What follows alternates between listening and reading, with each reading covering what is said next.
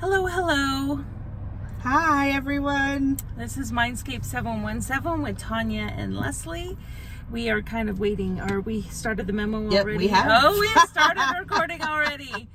So Tania and I actually just went to get our nails done and, a few other things done. And Petties, fannies. Yep, waxing. All of the girl stuff. Yeah, exactly. So we just got that done and, we thought we'd come on here today and just do the podcast while we're here. So, right.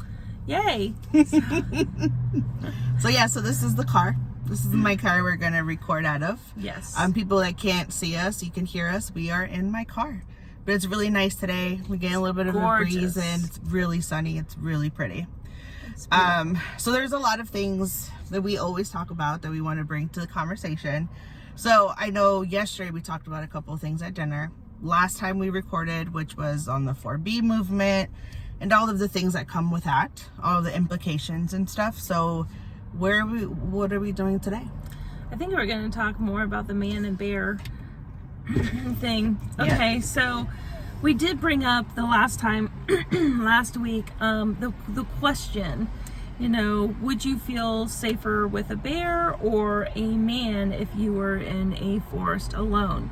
So that's basically the question, right? So this is trending on TikTok. Yes. And before it started trending, I had heard the question, and I actually posed it to a bunch of people, both men and women.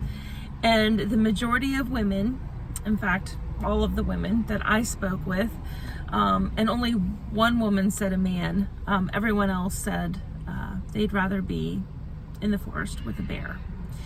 And we talked about that extensively and what is the reason. Again, we are not hating on men here because we are feminists. We want equitable and equal, everything for men and women. Right. But we're gonna be honest also. I'm just gonna turn it off. So we want to be fair, but we also want to tell the truth.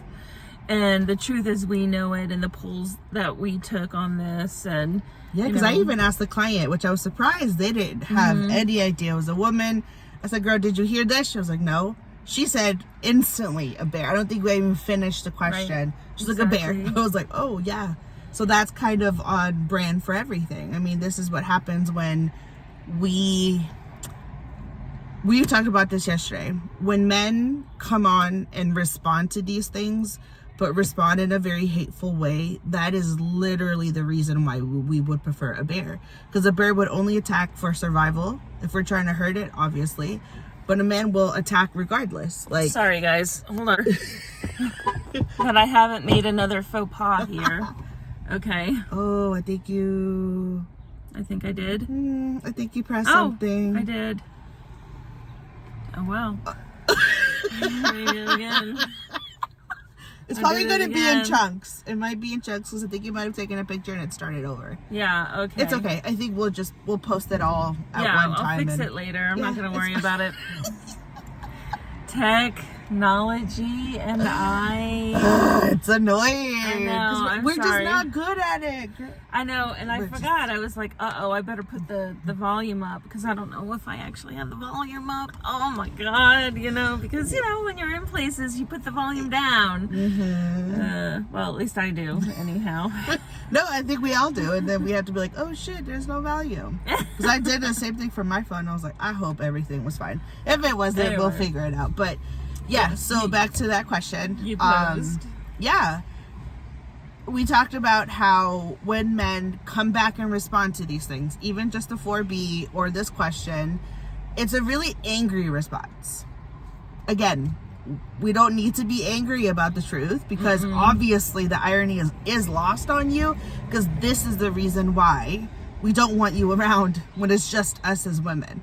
So we wanted to kind of do a deeper dive into that because you might be asking, well, why? What's the big deal? Okay, so we thought we'd actually talk about what the big deal is, okay? I thought I would bring up just a few things. Like I said in the last podcast, it's 1 in 5 or 1 in 6 women who are essayed. And that's a lot of women. I mean, over half the let's just say half the population are women. Your mother, your cousin, your sister, your aunt, your, whoever, you have a maternal relative and you have a woman that birthed you, right? So yeah, you couldn't have gotten here any other way. So exactly. Absolutely. So anyhow, someone in your family, if you have a large family with a lot of women, there's going to be somebody in your family that has been essayed or groped or raped, and it's unfortunate. Women are taught at a very, very, very young age what to do if you see a van, or how you should respond when someone tries to pull you into a van, and how you should, basically they don't think you're going to survive as a woman, so they're telling you that you need to kick, you need to scratch, you need to do anything you can to get DNA under your fingernails so that they can catch whoever it is who is doing the kidnapping, the groping, the raping, the essaying. And this is something that we are taught from a very, very young age as females. Because there's all these gadgets for women. There's the things you put on your keychains. There's like these little stabby things, or pepper spray, or noises, or it's all of the tools for us to protect ourselves against a literal grown-ass person who should know better. Right. And again, this is nothing against all men, because not all men think this way. But why is it, right? And it goes right back to what we're saying. It's this implication that we have to say bear because they wouldn't do to us what a man would in all of their faculties. It goes right back to that. Like, this is just kind of where it's born out of, just how their response to us is very menacing, it's very intimidating, and it's very threatening. And so let's say you have a sister or an aunt or a cousin or a mother or grandmother or whoever that has been essayed. You have to ask yourself if they told somebody. And if they told somebody, what was the response? Was it, well, what were you wearing? Or was it, what did you do to entice this other person? Was it, oh, this person is really young and they need, to live their life, so let's not talk about it anymore? Was it at night? Did you go by yourself? Right. Did you want to meet with this person? And were you drinking? Did you do drugs? Were you flirting? What did you say to them that made them want to do this? Right. Exactly. So a bear would never say or do any of that. A bear would never come back, after he mauled you, if he did, because you never know. A bear might not even. In fact, there's statistics of that. You are more likely as a woman to get raped and groped and essayed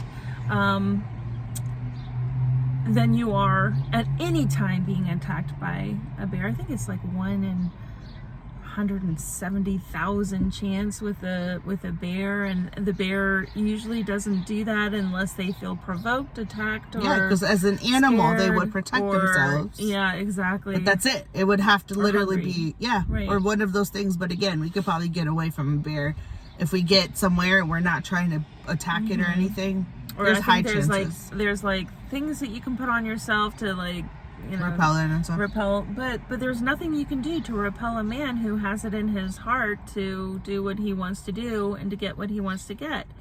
And if you say no to a man, you don't know, because it's not predicted. You cannot predict a person's behavior, especially a man's, if they're rejected, because now all over TikTok you have these alpha men who have decided that no does not mean no.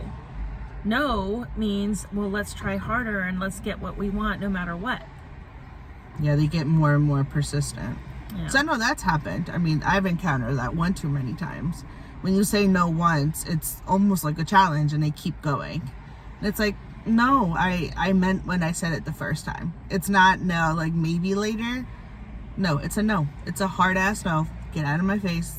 And then we are looked at like bitches, or we're assholes when we have to be mean. Because I've had to be mean, and I'm like, I don't want to be mean to you. It takes a lot of balls to come over here and talk to me, and thank you, appreciate it, but no thank you. But then they get mean, and then they start saying shit, and they want to question it. Nah, see, this is why, again, a bear would be first choice. I wouldn't have to say no. He would just leave me the fuck alone if I did my own thing. And men don't tend to be very, unfortunately, they're just not receptive to no's. If they have something in mind, or again, if they're drinking, if they're on drugs, if something is going on, you know, that kind of causes these situations, it's always going to be bad for the woman. And it just really sucks because, and again, by no means is this overgeneralizing all men are like this, because again, women are also predators. Women have also been in these cases that they take advantage of men. And this is something where I hold every victim that has been essayed in any shape or form, man or woman. It doesn't matter if you lay somewhere in between, it's still a problem. Like, women could be just as predatory as men. And this is not just a man thing. It's, if we really think about who feels us, like who makes us feel the most threatened, that's really what this is. But we're just kind of coming from a woman's perspective. This is the culture part of it. The culture part is women and men, we have a different way of living than men. Again, I know we have said this, and I have said this multiple times to even clients. If I'm driving home at night and I see a man driving with headphones in and just literally having the best time, I literally think, what a privilege to be able to do that. Exactly. Because I would never feel comfortable running at night with my headphones, with music all the way on. If I have headphones, I got one in. I don't ever walk around with two headphones on, like ever. I was like, because then you're not really quite aware of what's going on. And again, you have to be super aware, because this is what you're taught as a girl. If something bad happens, it kind of runs the whole questionnaire of like, what did you do wrong? So both Tanya and I actually went to Radford as an undergrad school, but when I went to Radford, which was much earlier than Tanya, but we're not going to say when, we, as women, we had to take like an extra class on self-defense just for women. So we had to learn, you know, what to do when someone pulled our hair, like if it was in a ponytail, or how to look around, or how to carry your keys, or, you know, how to knee a guy in the gut, you know, balls or whatever, you know, the sacks, and, you know, what we should do in order to get away. And it always disturbed me that the guy that I had dated in college didn't have to do any of that, and thought it was really weird. You know, he thought it was really weird that we had to go, you know, through this thing. And I thought it's not weird, because we hear about it every single day, even back in the dinosaur age, where I came from. Absolutely. So, again, women are taught that we cannot trust anyone to be there for us. And it really breaks my heart. We just heard this beautiful poem. Oh, yeah. Right? And it's not called poetry, slam, like slam poetry, from a guy. And the guy, it's on TikTok, so if you guys want to find it, you can. I think you can just kind of search for it. But the guy was like saying, I will not allow my sons to play with dolls. And at first, when I heard this, I was like, well, excuse you, you know, and was about to just like. But it was one of those videos that says, wait a minute, like listen to the end or whatever. Exactly. And so it stopped me in my tracks. I'm like, okay, you know, I'm going to listen to this, but I don't want to get angry. Like, I had been angry that day anyhow, and I just didn't want to be angry anymore. So, but I listened to this guy, and his message was, I can't let my sons play with dolls when dolls give the wrong impression. Like, dolls are owned by somebody. Women are not. And once we can make that difference, once we can understand that there's this huge difference, like in how we treat women, Yeah. I'm just not going to allow my sons to play with dolls because I don't think it's fair. I don't think it's good for my sons to think of a woman as an object. It was a beautiful poem. It was powerful. So powerful. It was one of those things where other people were reacting also, and one of the women on there was like crying, and it had me in tears. Yeah. I was like, it's because it is coming from a man, right? Because it's very easy for us to say these things, and maybe, right, a lot of us women are like, yeah, but hearing a man be like a complete ally, because being an ally is important, for men to be allies to women in this regard, like, it's very important. Yeah. Because then you may not have to live the same experiences as me as a woman, but you can help the rest of us as women. You can be the man that is not going to teach the little boys coming after you exactly that women are property, and women are to be owned or to be treated in anything less than respect. Like, it is up to the men, and it is to their children that come after them. Like, it's their responsibility for that. It shouldn't be us as women having to explain things, because that is not how that works. We can't be marginalized. We can't be the marginalized population having to explain ourselves to the people that are marginalizing We us. should not be marginalized anyway. It's like 50%. Right. We're like 50% of the whole freaking population. But if it wasn't for a woman, nobody would be here. Exactly. So let's be honest about these numbers. We are way more important. And again, not to knock men, because obviously we need both. But at the end of the day, when we really think about what we're looking for, and again, bringing it to cultural mental health, there is a lot of mental health issues with women that I think a lot of times aren't even being talked of. Like, it's just a culture as being a woman, and then you kind of throw in culture of being a minority in general. There's a lot of things that don't get counted in your mental health and in the space, right? Because it causes a lot of anxiety. As women, at nighttime, you better fucking believe I'm a little anxious. I'm like, because I don't know, there was this whole thing about checking under your car. Yes. So they like slice your, I'm like, okay, well now we gotta fucking do extra shit. And if something is left on your car, you can't touch it, because it could drug you and you could like pass out. Exactly. And be careful of your drinks when you're going to a bar. You have to make sure you put something over it, or don't leave a drink alone. Oh my gosh. And then there's the angel drinks, right? Where you tell the bartender angel drink. There's too many things to protect us, which is just fucking ridiculous. Because why? This is the part where it is about the men stepping up and being men. Just fucking be a man and just leave women alone. I don't understand. I understand you like someone, you want to say you're beautiful, I want to talk to you. Women should have huge say and be like, nah, I'm good, thank you. Or I appreciate it, but no, right? No should end that conversation and move on. The woman changes her mind, she should be able to go talk. Whatever it is, it's not even taking away the autonomy for men. It's just giving women autonomy that we don't usually get when we're out having a good time, and then a man comes up and then expect you to say yes on the spot. I have to say, there are some TikTokers out there that are fabulous, and they're men, and they're coming out there, and they actually explored what the 4B movement in the United States, because I don't want to say it's, yes, it may have originated in Korea, but we talked about this the last time. So I'm just saying that this 4B movement is now a U.S. movement. I've heard that it's gone global, but I kind of doubt it, because there are like the cultures, individualistic, collectivistic societies, they operate completely different. Yeah.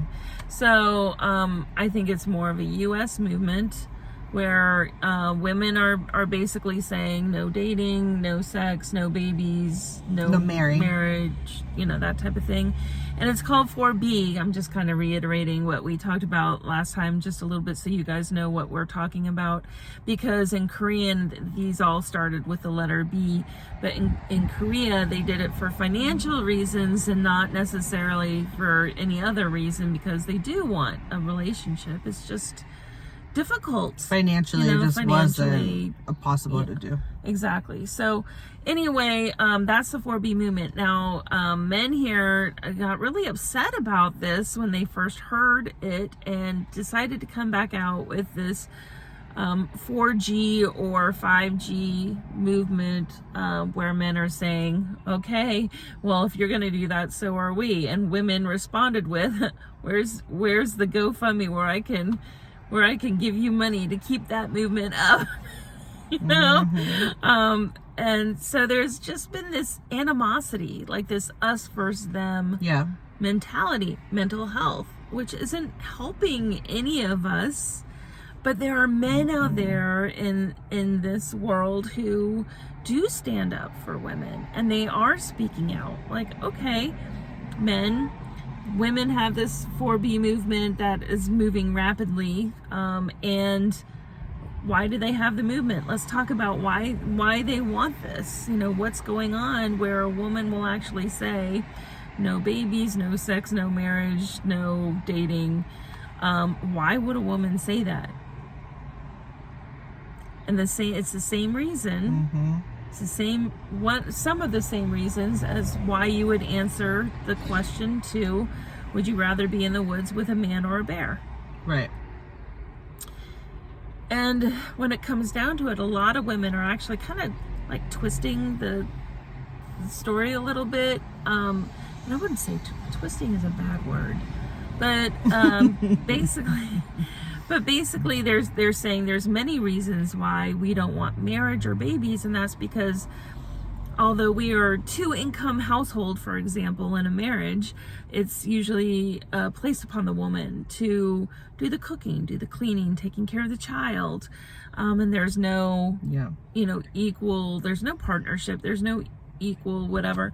I don't think that's true in every single case. I really don't. I think there are lovely men out there and really brought up right, you know, but certainly there are men out there who feel that they work hard and they should come home and they should have a meal on the table ready for them, along with, you know, not having to take care of the kids and you know, all this other stuff. And women are saying no. Well, because they work too. Yeah, and that's the thing. I mean, maybe in the past, when you see your parents' relationship, especially, you know, the boomer, you know, end of things, it was very, you know, traditional in a lot of cases. It wasn't in my house. We're a military family and both my parents worked. Gen Xers, most parents worked. Yeah, we were the latchkey generation, you know, where we had the keys around our necks coming home, you know, type thing.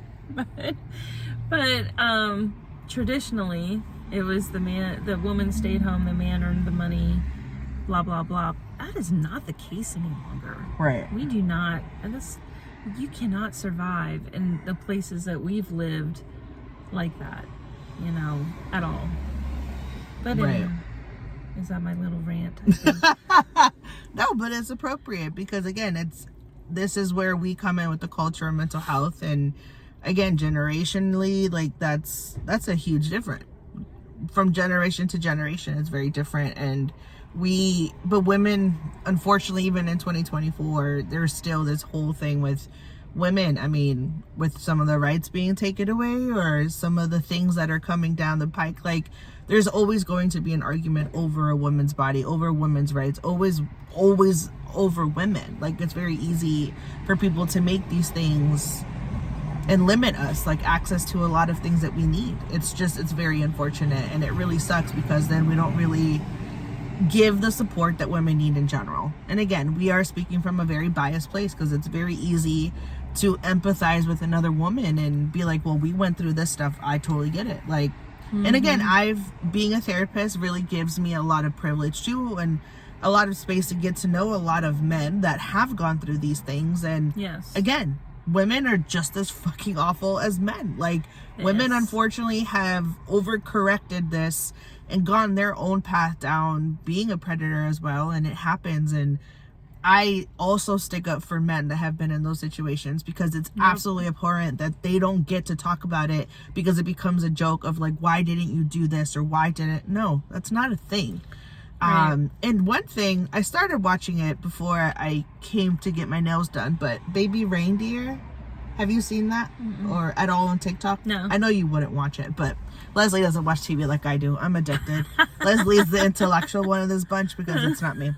So Baby Reindeer, I started watching it, and it was about this is a true story. It's about a woman who is a stalker and started stalking this man. I think this happened all in London. But there was a scene that I literally just watched where she found him walking at night to go home. She cornered him and literally groped him, and he froze. And he didn't say nothing or do nothing. And then you can kind of see to the next scene or whatever, he's at home and he took time off of work, and now he's like questioning everything, and like, why did he freeze, and is this real, and what freezing really does happen for a reason. It is something that our body kicks in if it's too dangerous, if it doesn't know what to do.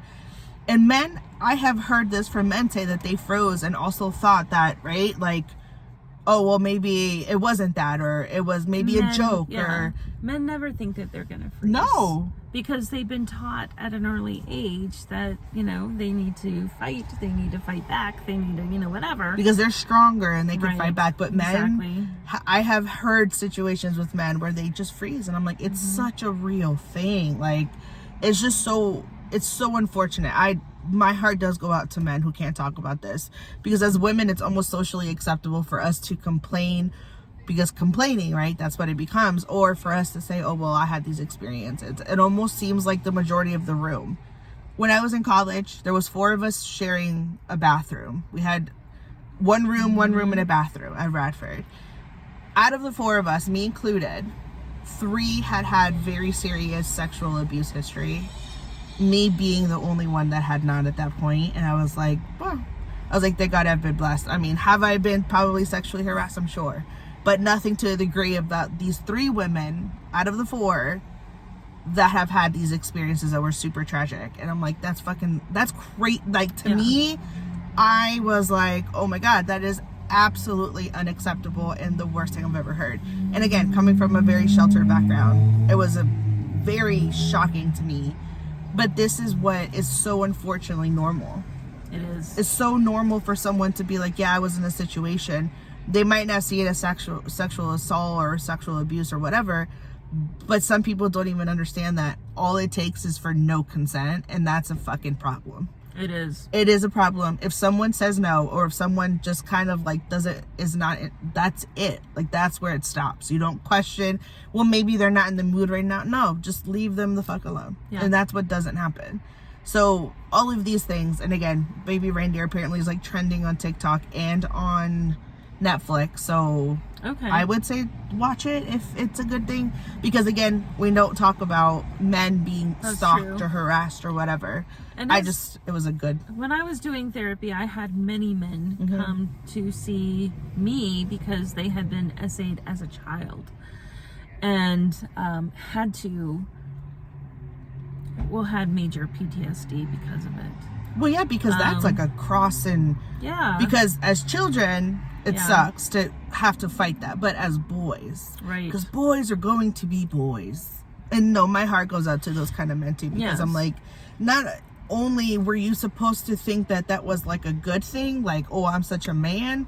No, homeboy, you definitely were taken advantage of. There was no consent, no child would ever be like, yeah, go ahead and let's be inappropriate. That's not a fucking thing at all. It is very tragic, because I think men, so like with society the way it is, men aren't allowed, but at the same time, it's really unfortunate that. We were talking about this last night too, about how many of us growing up were told that, you know, our emotions weren't as important as whatever was going on around us.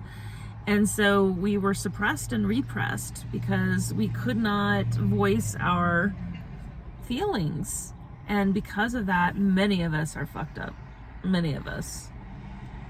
Us.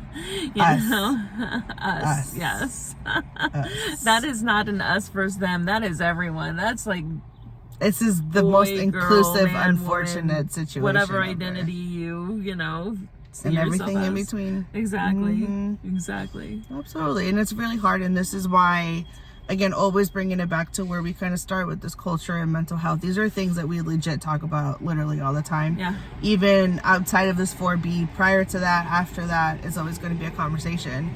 Because in the world of mental health, we do have, like, I think it's privilege and a lot of bias because we hear these stories. We know this is true. Like, we study it, we see it, and we have to live it with these clients every day. And no matter what, it will always have an impact. It is always going to be so impactful for that person to live on with that. And there's so much coming out about complex trauma, which, I mean, that is my niche in the world of mental health. But like complex trauma, PTSD, those things, there's so much scientific information to really, like, this is a physical thing. Like mental health, physical health, they're one of the same. If one is impacted, the other one's impacted as well, just as strongly, if not more.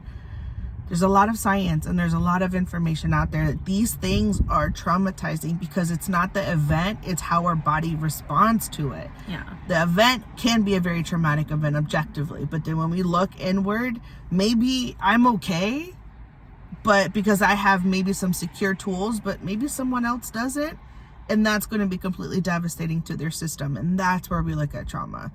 And ACEs. I can never, the ACEs adverse stuff, childhood experiences are like some of the major reasons why people come to therapy.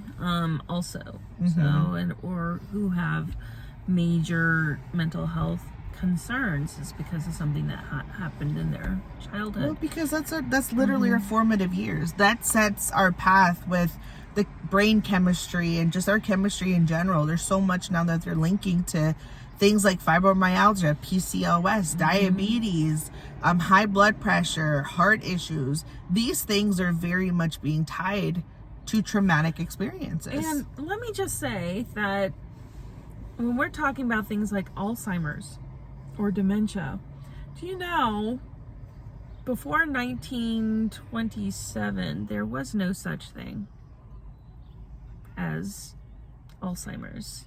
That's interesting. Right? I mean, it was so rare. There was nothing like that. So how come now it's more prevalent than it was back then? I don't get it. Why? And it's probably because of all these experiences kind of built up. Or, you know, we talk a lot about holistic practices. You know, you have to take care of not just your mental health, but your physical health, your emotional health, you know, and to do this holistically is seriously important to be balanced. And once you're balanced, your health can be balanced in all of the ways. Yeah. Oh, for sure, because they're looking at these things in the brain, right? And it's like they're the neurocognitive issues that the brain is literally being studied all the time because it's very complex and there's a lot to it, and all of these things, the build up of all that stress. And so my biggest, when I started my internship, the biggest thing that I was like, oh fuck, like I found out about the Amen brain scans, the clinics that do. There's such a huge difference between a brain with trauma as a normal brain. There's so much more white matter. There's so much less connections. Like, it is literally like a thing. Like your brain, failure to thrive thing, it's very true. And this is where a lot of the mental health stuff comes from. And like culturally speaking, you just see how it makes an impact on stuff. And it's really hard to ignore those things. Yeah. Because when you grow up in a place where you don't get a lot of the attention or don't get a lot of validation or even the hugs and the affection, it does change and it becomes a problem as an adult. And this is why people come to therapy, because they don't know how to have those relationships. They don't know how to talk to people or argue anything. Civilly. Right. Without being disrespectful or without shutting down. Because it's very easy to shut down if that's where your body goes. There was this thing that I saw on TikTok too, that they were doing a podcast, and I told myself I would remember, and once again I do not. But there was this guy that was talking about his experiences, but there was I don't know if he was like a doctor or a therapist, but he was talking about the scientific responses in the body with trauma and complex trauma. He was sharing his experiences, and then the guy would put it more in scientific terms. And the way that complex trauma is coming out, and you can see it very much has an impact on relationships. It very much has an impact on kind of your whole social being. Like the functionality is impaired. Right. Social, occupational, everything in between. Professional. It's just very interesting how it really does have all of these spaces that it like infiltrates, and it takes away your ability to really function, because then these are the people that can't hold jobs, or if they do have a job, they don't really fight to like get growth. It's very easy to be complacent, because it doesn't cost anything to fight, but also it doesn't feel safe. Right. It's all of these things, right, that we can kind of look at with culture and mental health and kind of bringing it back, right? Like if we really break down all of the different cultures, and there's so many big ones, small ones, like it's just kind of all of the things, right? But really looking at men and women, kind of looking at that, and then looking at all of these potential very traumatic situations, it really does cause a problem overall. And then this is where there's a dog. I saw a dog in a car, cute. like a husky. So Really cute. So right, like all of these things, it's so important to understand. And this is why we always have these conversations, because it's very easy to have a one-sided opinion, and that's what we try to stay away from. We have our own bias, because who doesn't? And at the same time, we do try to be very open to other things. And as I know you're not a therapist now, but you've have had that space where you encountered these people and you were still doing therapy, and just that little bit of a window that you did do it, like it does give you a whole perspective, because it's not just one way.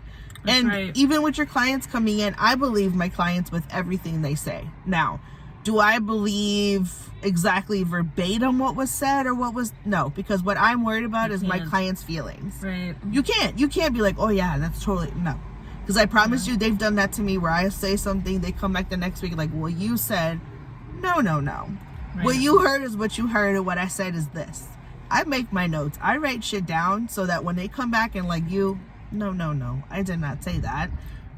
I can understand that what we're looking at is people's feelings, so we can help them understand why. Because certain things we project, and we kind of put things out there to be negative because that's how we feel. But a lot of the times it really is a projection, and it's not fair to the other person, because that's our stuff, not theirs. But all of these things, it gives us, again, it gives us almost this sixth sense of like, I'm not wanting to believe what happened in the big scheme. Like, I don't need the details. How did you feel about it? Right. What came up for you? Because that is why we're here. That's right. I don't need you to tell me the story though. I mean, some of them are like, well, this is what I thought, right? And that's fine.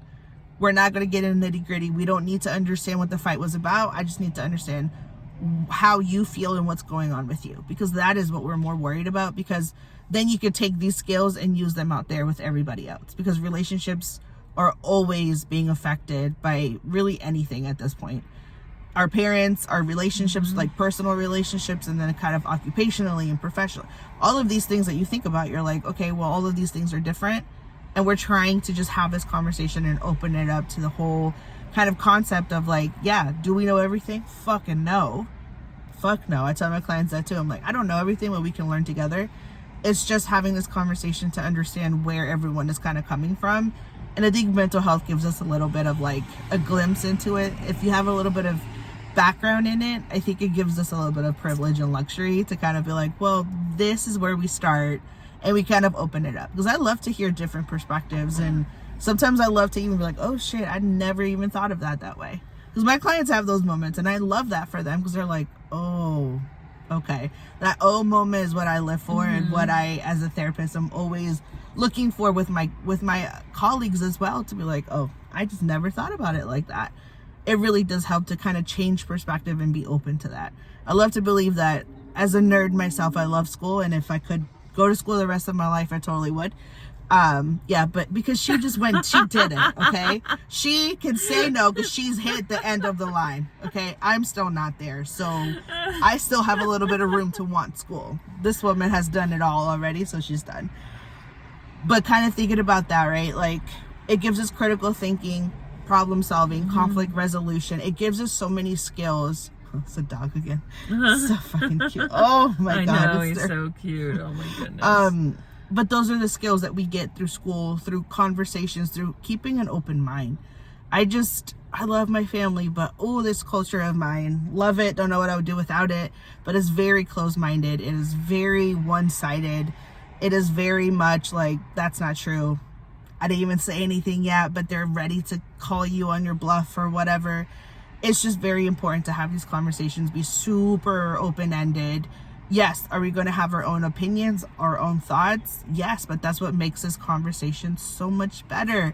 Because in this way, a lot of things we agree, but some things we don't, based on our experiences. That's right. There's experiences that I've had that she's never had, and she has that I never had. I'm like, well, and some shit, it is sad to hear because we've been through some shit. We really have.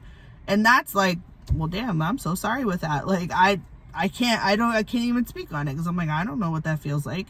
But still having that ability to agree to disagree is so important. Like, I don't have to agree with everyone, nor do they. I don't want to be right all the time. Like, that's not what I'm arguing. I'm like, fuck, I know I'm wrong, but this is what I think is right now, but it could change down the road. It just depends on the conversation. It depends on the situation as well. That's right. Because maybe what I go through today is going to change my mind tomorrow, and I'm like, well, fuck, I don't want to do that again. But we have to have these conversations to learn. I just love the educational part of everything, and this is just a conversation to get started. And I know we're going to keep talking about these things because mental health, culture, and everything in between, there's just the intersect is so strong, and making sure that we still have these conversations moving forward, because there's a lot of like hate on TikTok sometimes, and it's so sad because no matter how much I love it, like there is a lot of hate, and it's very unfortunate. But these conversations, I think, just need to happen. And I love when people bring their thoughts, and just as much as they're hateful, they are also very, very good to hear. Because some TikToks, I'm like, yeah, I really agree with that, and I'll like it, and I'll share, and all of the stuff. So it's really fun to like have that conversation. Talking about TikTok, I think I should bring it up that today, the Republicans and the Democrats came together to actually get through some of the bills. The TikTok ban was in this bill, and it was passed. So what they changed it from the last time that they tried to get the bill through, the Foreign Service something other interest, I don't know, I can't remember the name of it, but and you know how I change everything, so please, like, don't. It's probably the right words. It's probably the wrong order. It's probably the wrong order. It's Foreign Interest Service Act or something. I don't know, but it could be totally wrong. But I know foreign's in it. I know interest is in it. So there you go. Yeah. but anyway, it was passed. It's probably going to be passing the Senate, and then the president will sign it. And they did change it so that more Democrats did say, okay, we'll go with that. One, because it's linked to money given to Ukraine, but two, because I don't know, they have no understanding, I think, of how ByteDance or TikTok truly works, or what's going on there. And because of that, they may have to divest their company, which is going to be super difficult. Now, I have heard that TikTok already has something in the works. I think it's called TikTok Notes or something like that, where they're gonna like transfer, instead of having to deal with things. I just saw something about that. Yeah, so I still don't think it's gonna be like a huge deal, and there's certainly time, like 6 months, that they're giving ByteDance to divest themselves. I just don't think they can do it, but with whatever stuff that they have to do. But anyhow, talk about mental health. We love TikTok. TikTok is like, it's kind of a thing. It is a thing. So this hurts our hearts a little bit, especially because there's so many creators out there that we keep talking about. We would never have heard the slam poetry of that guy who said, I will not allow my boys to play with dolls. Or hear all these males coming out to support women, and women supporting men. You know, and instead of this us versus them mentality, people are coming together also. I mean, of course there's always going to be an us versus them somewhere, but TikTok is such a great community. You know, absolutely. We learn about everything. Mental health. Hello. You know, mental health, you know, politics, clothing, different styles, you know, products. I'm an ultimate consumer. Yeah. I love to see what people are selling these days and making, and the small businesses. Hairstyles, and oh my God, there's so many different things out there that everybody is doing that I'm so in awe of, because this is not easy for us. God no.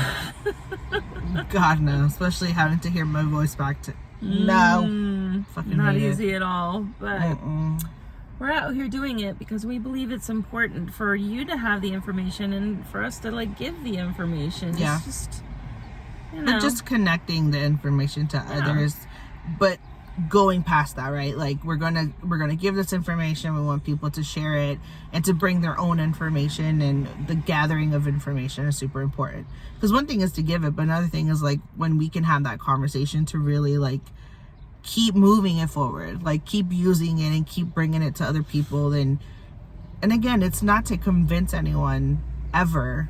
It's just, what are your opinions? What are your thoughts? Like, we really like to have those conversations. I know we talk about, I'm a huge introvert. I don't want to talk to people. But when I put on that therapist hat, that's when I completely change. Because like even my clients are like, you have to be extroverted. No, thank you. No.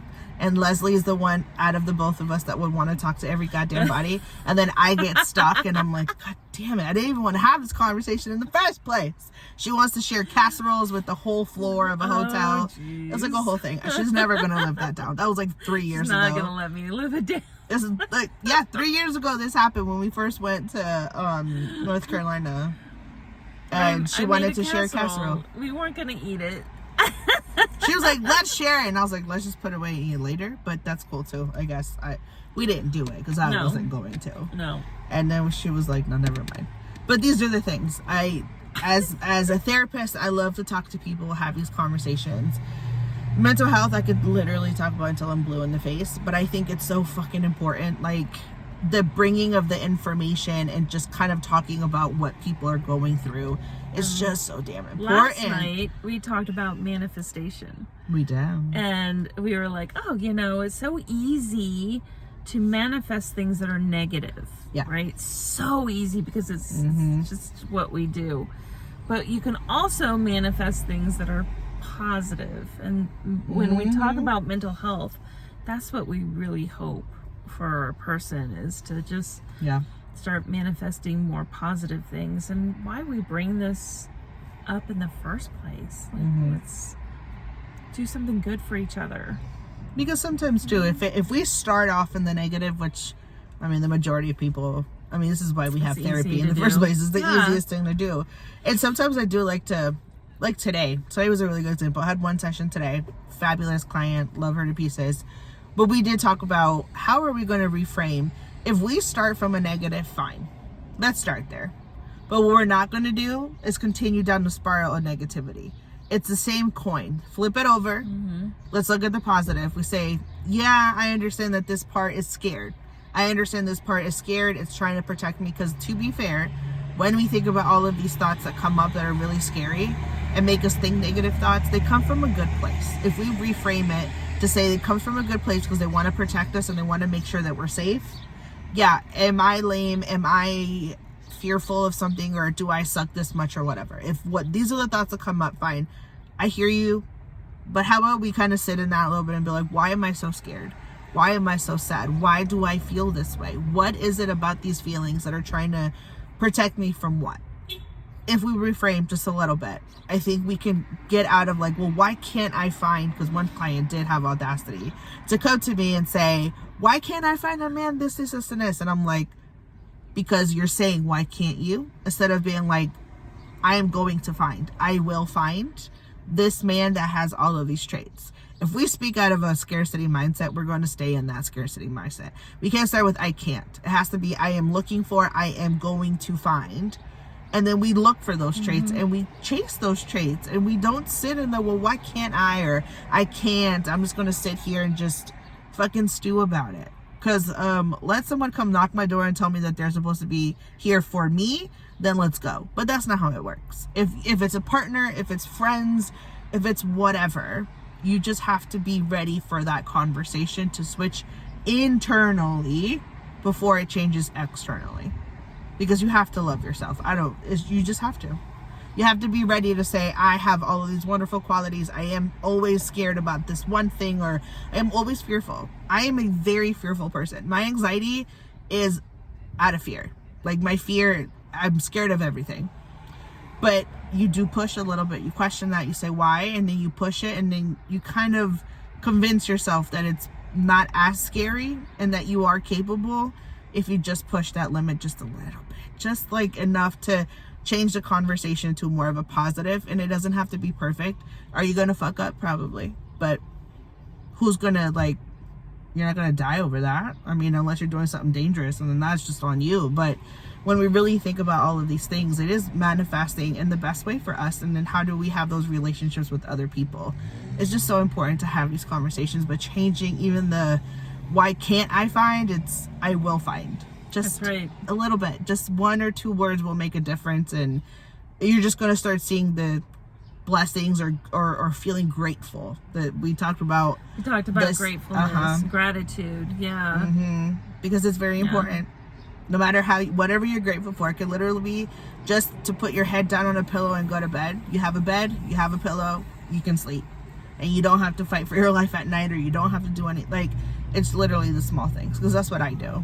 I really try to be very intentional with these conversations with myself. It's very easy, it could go downhill, and it could be a very negative experience very, very quickly. Yes. We're not immune to that. I like to tell my clients, I don't know everything. And I have my own therapist, because she tells me when I need to shut the fuck up and think about what I'm doing. So it just takes a little bit at a time. Tania hears about my cricket issues. Like, literally, you know, most of the time I go to bed, I have a lot of gratitude. I'm like so happy, like I'm going to bed. No, I have to have a cricket in my room still.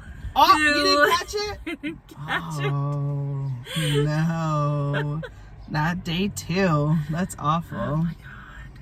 This cricket's This cricket is gonna really ruin your life. Yes. And so, you know, maybe I should start manifesting. I will get this cricket. This cricket's gonna be on my bed, and I'll grab it, and then I'll take it outside, and it will be fine. Exactly. Yeah, exactly. So there's we digressed a lot, but bringing it back to this conversation of mental health, culture, again, we really want this to kind of reach people out there and to have these conversations with us or around themselves or whatever. It's just really good to have these conversations, and we really hope that these conversations are reaching people that are willing to have these conversations back with us. Yes. We just want to be there, and we just want to be available to whatever these conversations look like. We have really huge plans for the future, and really taking these panel wise, taking it to people, taking it to women, doing wellness stuff. Like, these are just things that we really want to start focusing on. And even like nails and like facials and like yoga and like sex toy parties, like all of the things, right? Like this is something that's super important to everyone. And I think having these different places to like experience like wellness, from like an aesthetic to something that's like mental health, and to like therapy, to facials. Because don't get me started, I'm fun. all about, yes, it has to be fun. I have to remind my clients, please have fun. We can't live this life that's already hard to live, because life be lifing, and it sucks. That's why I can't watch dramas anymore. It's like, there's too much drama in the world already. I don't know. It sucks. No, absolutely. And then you love to read about politics and shit. So all the drama for Leslie comes from there. I watch the TV because she watches the politics, and then she tells me what I need to know. And she tells me what I need to know. I do more pop culture shit because that's what I think that my attention can stand. But all of these things, we really are very hopeful about being able to take this out there. And I know these things are already happening. We want to join the party, and just a different culture, the different opinions, different conversations. Like, this is a really big deal for us. And I know we say this every time, but we really do mean it. Like, we have these conversations almost on a daily basis, and we want to provide that space for everyone else out there who's willing to talk. And again, it's not only women. If men want to, anyone in between, we are open to all and allies to all and all of the things. But it is very important to just address these things, and again, not to convince or not to like shove someone's opinion down someone else's throat. It's just to have a conversation, because most people just really don't understand, and a lot of it is assumptions, and a lot of it is unfortunately a lot of hearsay, and we don't have enough information. So if we kind of share what we have and kind of come together and understand really what it is, then maybe we could do a little better for ourselves and have better conversations and better relationships, and maybe respect one another a little bit more, because I think sometimes that gets thrown out, and people that are kind, we need more of them, but they're the ones who get bogged down with all of the unfortunate stuff. So let's kind of have those conversations, and again, we always ask for feedback. You can be kind without being nice. I mean, they're not the same. They're not the same. So just self-awareness is really, really important in everything that we talk about, even everything we've talked about today. Because even the difference between kind, and I find myself saying this a lot with my clients, obviously, because they wouldn't be coming to therapy if we didn't talk about this one thing that I'm going to say.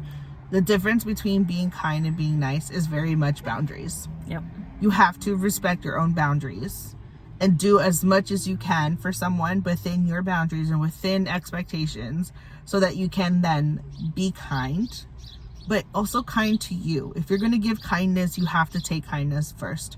How are you going to be kind to yourself, and then how are you going to be kind to the other person? Because being nice is just pushing your own boundaries and doing things for other people without keeping yourself in mind. And this is where it becomes very overwhelming and very burdening for yourself, because then there's just nothing coming your way in a way to like refill your cup and stuff. So it's very easy to be nice. A lot of people are people pleasers. That's a fawn response, is very much trauma induced, like all of these things, right? Like, again, we can never stray too far away from mental health because we always come back to it. But these are the things that happen, and these are the things that are super important to understand because of that, and because of what it means to you in having relationships. Because relationally, this is how we have relationships. Like, how do you take care of yourself while still being a really good friend or a really good partner? Because you can't give and expect nothing back. You're going to overwhelm yourself, and it's going to be too much. And burnout is fucking real. It is so real.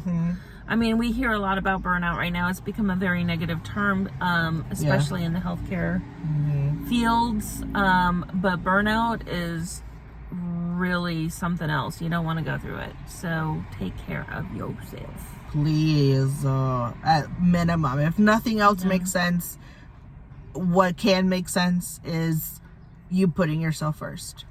If nothing else. And what we literally said about having fun, we literally just did our nails. Yep. And that was fun. And that was relaxing. And now we're good. Like, I feel like I hit a reset button for myself. Yep. And it doesn't even have to be nails, because this can be pricey. This isn't done all the time. But you can treat yourself in the best way possible. If you get your nails done, if you get yourself a little dessert, if you get yourself a nice glass of wine, like, you don't even have to spend $1 million to do stuff. It's just try to be nice to yourself. This kindness, we need to give it to us first, and then we can share it, because then it's going to feel a lot more fulfilling. It's a manifestation in and of itself. Absolutely. Girl, we go first. Charity starts at home. We go first, and then everybody else gets whatever. Because the more space you make by taking care of yourself, the more space you got to give it. And then you're not burdening yourself with like all of the extra shit that comes with being nice to people. You're being kind to everyone. Because you're like, look, I got you this far. Everything else, I'm sorry, that's all I got. And then they will respect you. Some people are going to cry about it, because some people want to push boundaries and are just awful people. They want to keep taking advantages, but you can set it straight, and that's not your job to make them see it. If they don't want to, then they don't deserve to be in your life. That's just something that's really hard. As an adult, it's already hard to make friends. I can't imagine how much harder it is when when we start putting these boundaries in. You start to lose a lot of people, and it feels very unfortunate, because it's like, damn, like, you can't do nothing else about it now. That's right. You're like, well, these people gotta go, so they gotta go, and you gotta move on. And it hurts, because it does, regardless of the situation. But then, as you know, as women, as grown-ups, as whatever, it's really hard. Adulting sucks. Yo, it's the biggest scam. It is. Outside of dating, agree. it's like the biggest scam. It is. Like, you just have to fucking keep trying until something makes sense.